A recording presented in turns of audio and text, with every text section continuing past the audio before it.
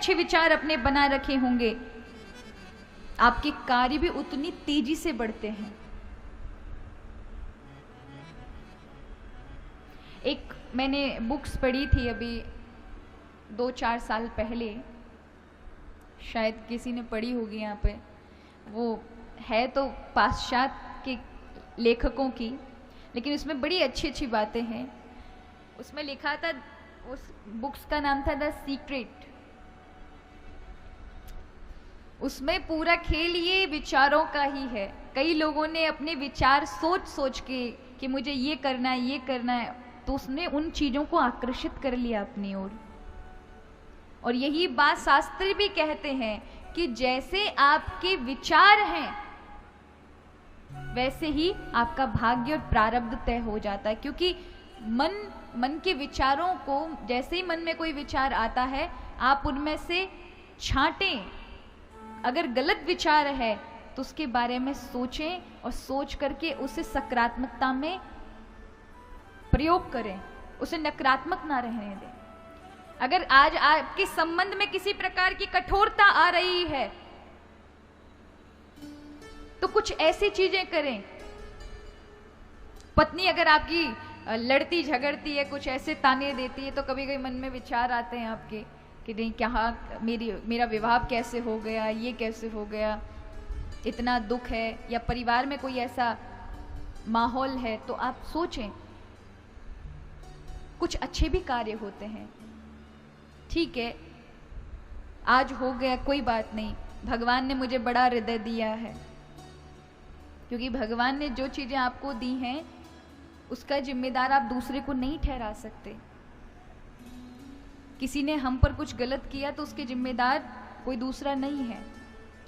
हम अपनी बुद्धि से, भगवान ने हमें विवेक क्यों दिया है, क्यों ये गीता पुराण आदि है कि आप अपने मन को संतुलित कर सकें, अपने मन में अपने हाथ में कंट्रोल हो आपका, कोई दूसरा आपको सता ना सके। आज तो हमें हर कोई सता देता है, सताता है कि नहीं सताता? किसी ने अच्छा नहीं बोला तो आप दुखी, किसी ने अच्छा बोल दिया आपको तो आप खुश, किसी ने आपको कहा कि आपने आज अच्छे कपड़े पहने हैं तो आप खुश, और आप खुद अभी मिरर के सामने, शीशे के सामने देख कर आ रहे हो, 50 बार देख लिए, वाह बहुत बढ़िया लग रहे, लेकिन सामने से किसी ने कह दिया क्या पहन लिया, बहुत बुरे लग रहे हो, तुम्हारा सब का सब धुल गया वहीं की वहीं। जो संतुष्टि वहां करके आए थे कोई काम की नहीं रही। तो उसका कारण क्यों?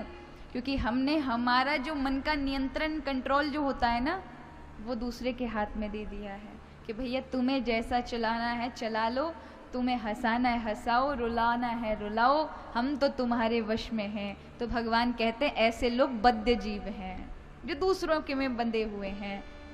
लेकिन जिन्होंने अपने मन को नियंत्रण कर रखा है, भैया तो ये हंसनो है हंस, रोनो है रो, तू मुझे नहीं कोई प्रभावित कर सकता, क्योंकि मेरा रिमोट कंट्रोल मेरे हाथ में, मुझे कैसे चलना है। तो फिर आप मुक्त जीव हैं। इसी में भगवान गीता में कहते संगा संजायते कामा, कामा क्रोधो भी जायते, और क्रोध सम्मोह भवती।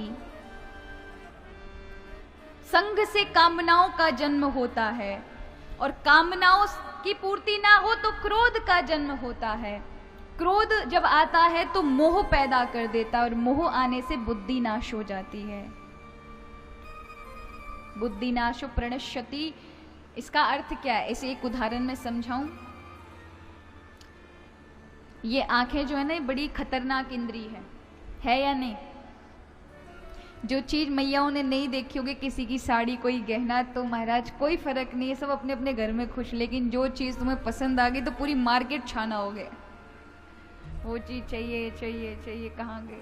अरे वैसे नहीं है, पूरा दुकानदार, जितने भी दुकानदार भाई होते हैं ना, उनके लिए सारी मैया सब बहनें होती हैं, और सारी बहनों के वो एकमात्र भाई होते हैं। भैया जी ये वाली नहीं, दूसरी वाली दिखाओ। वो 100 दिखा देगा ना तो भी मैयाओं को संतुष्टि नहीं होगी। वो वैसी वाली नहीं है, वो कमला ने पहनी थी, वैसी नहीं है, वैसी नहीं है। होता है ना, क्यों? क्योंकि आँखों ने देख लिया तो बस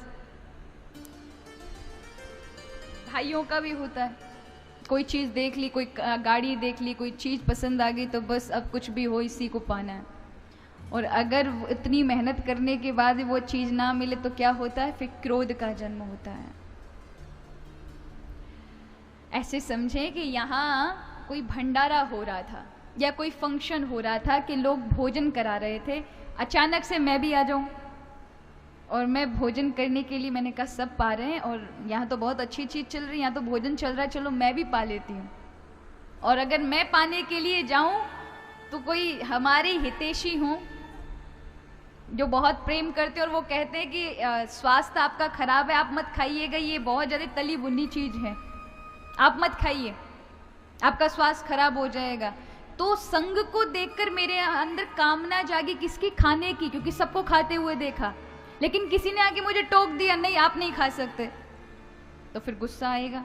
तुम होते कौन हो मुझे रोकने वाले, मेरी इच्छा हुई है, तुम कौन होते हो जो मुझे निर्णय दोगे कि मुझे क्या खाना चाहिए क्या नहीं खाना चाहिए। तो क्या होगा, क्रोध आएगा, क्रोध से मोह बुद्धि पर पर्दा पड़ जाएगा, सामने वाला जो मना कर रहा है ना वो मेरा दुश्मन हो जाएगा, वो बिल्कुल शत्रु की तरह लगेगा उस समय, क्योंकि उसने मेरी कामना की पूर्ति नहीं होने दी। उससे क्या होगा, बुद्धि पर मोह का पर्दा पड़ा तो बुद्धि नष्ट हो जाएगी, फिर सोचने समझने की शक्ति खत्म हो जाती। इस प्रकार हमारा शरीर काम करता है।